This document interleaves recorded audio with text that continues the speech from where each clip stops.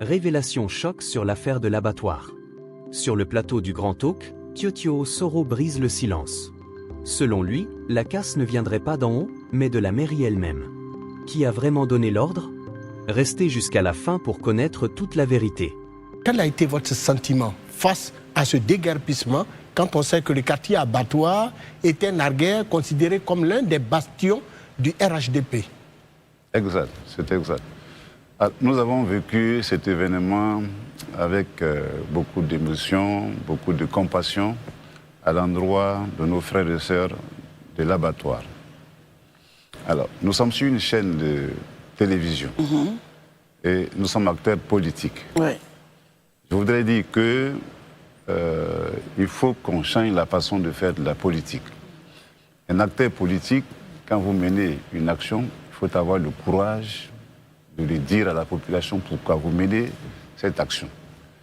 Je voudrais rappeler que quand le ministre-gouverneur Cissé Bakongo a été élu, il est passé dans toutes les communes et a discuté avec les maires.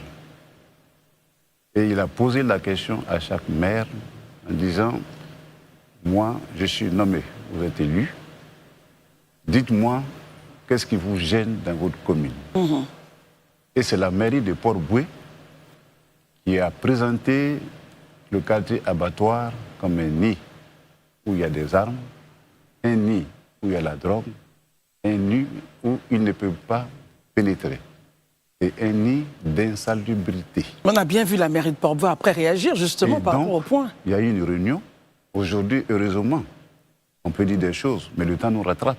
Il y avait des gens qui étaient à cette réunion et qui aujourd'hui témoignent, qui donnent la vraie information. Donc c'est à la demande de la mairie de Port-Boué que l'abattoir a finalement été cassé. Et le ministre-gouverneur, en première action, a voulu d'abord nettoyer l'entrée devant l'hôpital. Et pendant cette opération, il y a eu des réactions violentes de la jeunesse qui avait été montée, qui a brûlé un bus, qui a brûlé un camion de police, confirmant ainsi les dires de la mairie.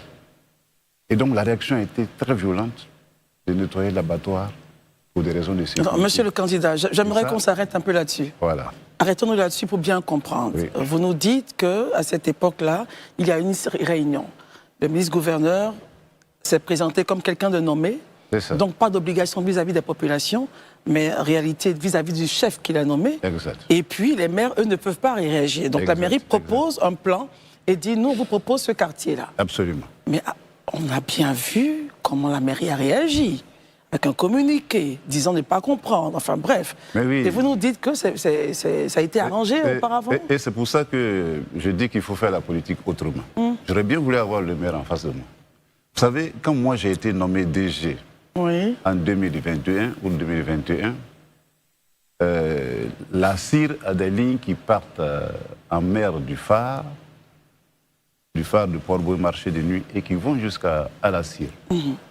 Nous avons demandé à la mairie de nous aider pour déguerpir les commerces qui étaient sur le parcours de ces lignes. Oui.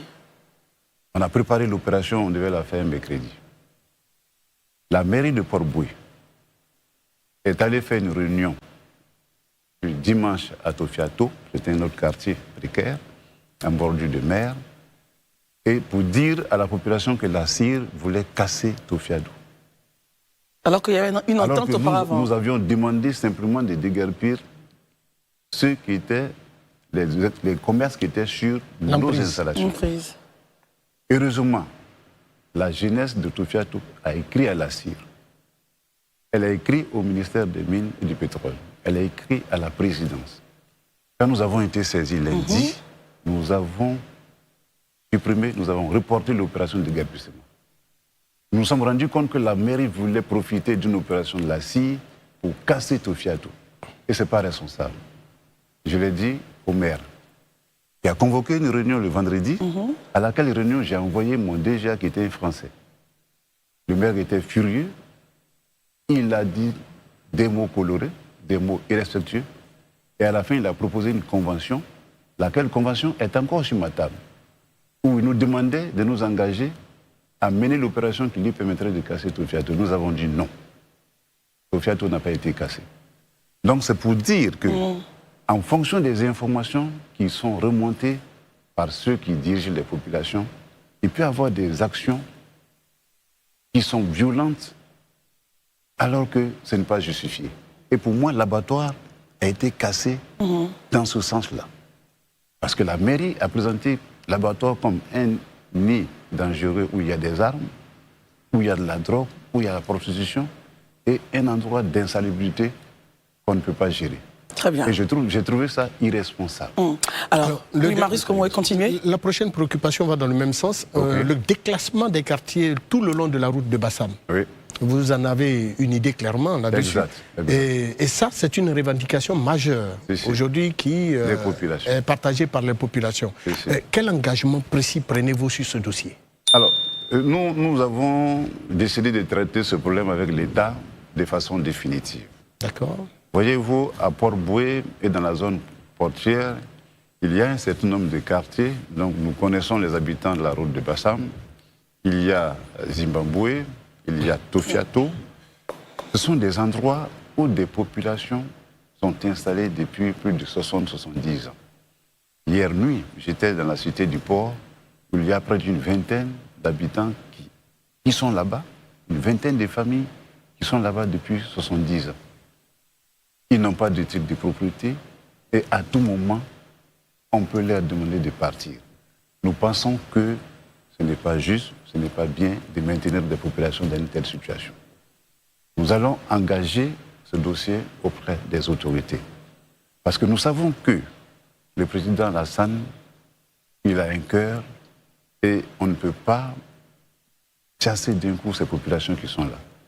Nous allons demander le déclassement de ces zones pour que ces populations puissent bénéficier des titres et des possessions des endroits où elles sont installées. Est-ce que c'est de votre ressort, justement, en tant que député? En tant que député, oui. En tant que député, oui. Et c'est pour ça que nous disons que nous allons gagner. N'est-ce pas juste une promesse électorale? Non, pas une promesse électorale. Nous allons traiter de façon assez claire avec la population. Nous avons dit que nous allons introduire le dossier. Mais je pense que vous êtes d'accord avec nous qu'on ne peut pas permettre de laisser des gens séjourner dans un espace pendant 60 ans, 70 ans, et venir les dégager un coup sans contrepartie. Soit que nous déclassons la zone, et puis les habitants, ceux qui sont là depuis des années, ont des titres de propriété, ou alors l'État prend ses responsabilités, on trouve d'autres endroits où on les installe, on les accompagne pour les installer de façon digne, et en ce moment on récupère l'espace. C'est une question humaine. Très bien. Et nous pensons qu'il faut l'affronter. Il ne faut pas rester justement dans ce genre de situation où à chaque élection, des gens viennent leur dire que oui, si nous ne sommes pas élus, ils vont casser. Merci d'être resté jusqu'à la fin.